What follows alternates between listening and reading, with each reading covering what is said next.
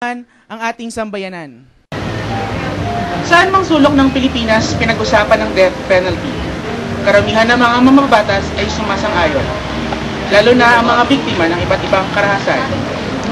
Para sa kanila, ito na lang ang tanging paraan upang masugpo ang mga krimen sa Pilipinas.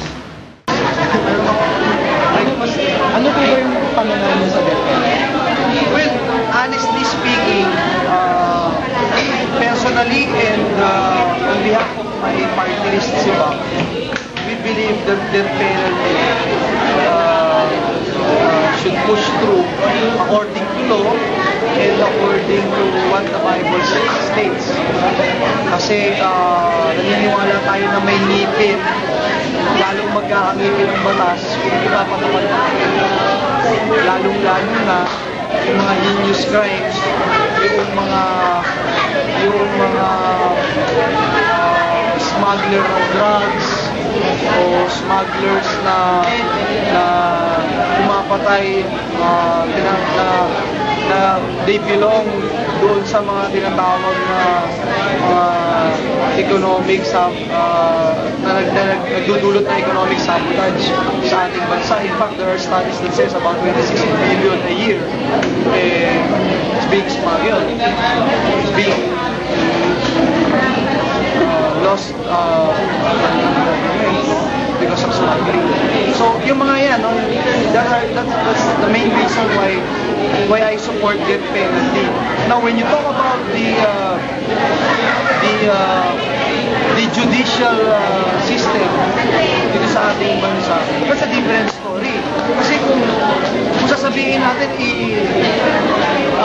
papatawa natin ang lethal injection ng isang taong hindi naman talaga nagkasala o hindi naman talaga convicted, I think there's a great problem. It's totally different when you talk about the institution of death penalty. Kasi para sa akin talaga yung mga salot ng lipunan na hindi na tumitingin, nag-iisip ng dalawang beses upang mag-asig ng lagim dito sa ating bansa should tungkol sa capital punishment. As I have shared to my friend, Father Bobby Reyes and Robert Reyes, it is very clear in the Holy Scriptures. There are exceptional cases where God mandated death penalty on some exceptional cases. Katulad sa Exodus chapter 21, verse 16. Ang mahuling kidnapper na pinahihirapan at humingi ng ransom sa pamilya na nakidnap, maliwanag ang utos ng Diyos, na kidnapper should be subjected to death penalty. Hindi si Brother Eddie may sabi niya, kung hindi ang Diyos. However, being a former political radical activist, we should take into consideration the bankrupt judicial system we have. Dahil not until we have improved the efficiency of our judicial system, where judges and justices are being appointed not on political patronage, but strictly on merits. Delikado po na ang death penalty punishment ay maabuso. Kailangan ng special wisdom and special care sa may hawak na seat of power sa ating bansa. Sapagkat yung may hirap, kung plantingan sila ng drugs, kahit walang kasalanan, pwede silang ma-death penalty. So justice must be tempered with love and mercy. We should therefore treat death penalty with balanced treatment. Justice, but tempered with love and mercy.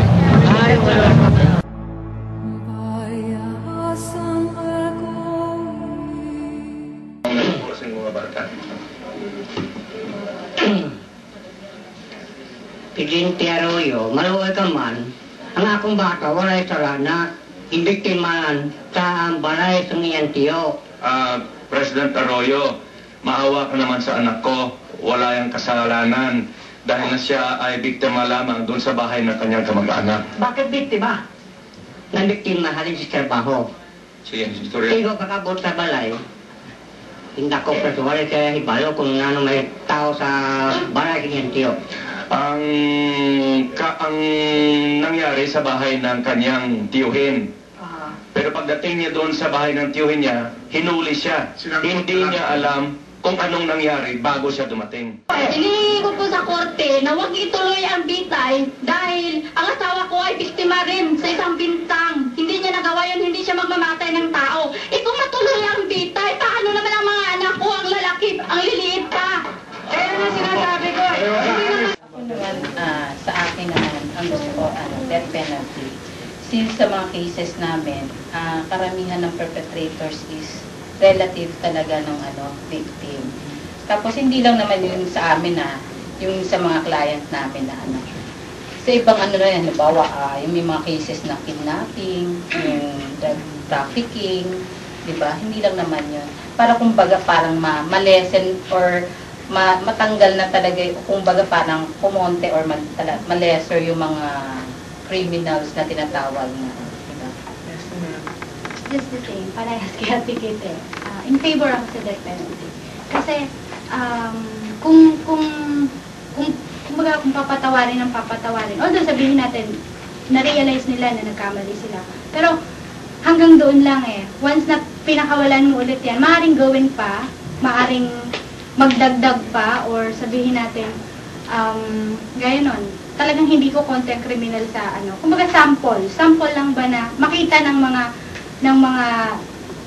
gaya ng mga perpetrators na ito pala ang pwedeng mangyari sa akin kung ito ang gagawin ko sa mga sa mga anak ko, yung ganito ko, yung sa mga relatives ko, sa ibang bata. So, kumbaga at least may makikita sila na totoo pala matatakot na talagang totoo pala yung ganito pala ang pwedeng mangyari sa amin in the future. Tinungo namin ang Makati City Hall sa opisina ng DSWD upang makapanayam ang dalawang biktima ng krimen. Si Paula, isang 5 taong gulang na biktima ng rape, at si Nerissa, isang 16 anyos na dalaga na biktima rin ng rape. Ay, ano pa alam mo? Paula po. Ako si Eric. Yan, mga estudyante naman, kumusta ka na? Mabuti. May tatanong ako sa'yo, konti lang naman, Kumusta naman yung mga, ano naman ang mga nangyayari sa'yo? Ano ginagawa mo? Sa araw-araw mo, saan ka nakatira? Sa sa Ilaya. Ang galing. Meron ka ba isang masamang karanasan na hindi mo makakalimutan? Pwede may kwento kung ano yun, ano nangyari? Ano nangyari? Sinundot ko ang pepe ko ng daddy ko. Okay. Ilan taon ka na? 5. Asan na ngayon yung daddy mo? Nasa kakulungan ko. Anong gusto mong mangyari ngayon sa daddy mo? Gusto ko bumabilitay siya. Kasi may ginawa po siya sa akin. Alam mo yung bitay? Yung di ba yung papatayin, di ba? Gusto mong mabitay yung daddy mo.